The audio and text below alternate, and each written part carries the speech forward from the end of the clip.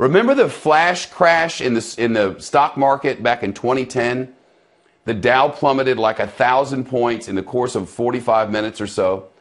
Well, 5 years on now, and officials have arrested the man they say triggered that crash. It turns out he's a trader who lives in the United Kingdom, but officials say they want to extradite him to the United States to put him up on charges. We have pictures of his home outside London. The feds filed their criminal complaint in Illinois because they say he illegally manipulated markets linked to the Chicago Mercantile Exchange. They say the trader made $40 million and stunned many financial reporters and analysts. Look at this market. It continues to slide. Jim, it is now minus 868 right now. Yeah, it's below 10,000 now. We have a 4-digit market now after having a 5-digit market for a long time. David Asman reporting back in the day on the Fox Business Network. The Dow went down 600 points in 5 minutes that day. It was crazy. It eventually did rebound, but investors still seemed pretty spooked.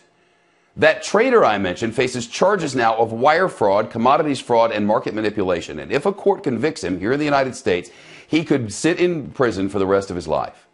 Jerry Willis is with us now, host of the Willis Report, 5 o'clock Eastern, 4 o'clock in Oxford on the Fox Business Network. How does one guy with a computer bring down the whole dang thing? Well, I think that's a great question. So this guy was using a souped-up computer to do this. But let me tell you, if you've ever played poker, you're going to understand how he did this.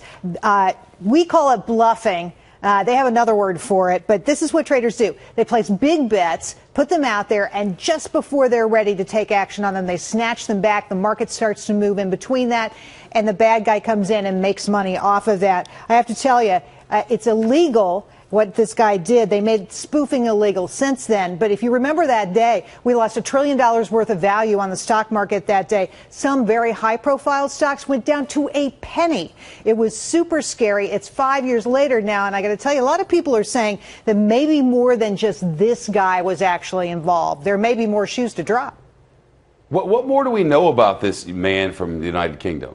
Well, so from the reports I'm reading, he's living with mom and dad, and the suburb he's in is called Hounslow. If you've ever driven to the airport outside of London, you know this neighborhood because you drive right by it. Now, as part of the terms of his being set free on bail, he can't use a computer, and he's got to be in that house at all times. But again, I think there are a lot of people out there who are waiting for more shoes to drop. They're trying to extradite him back to Chicago. He is fighting it.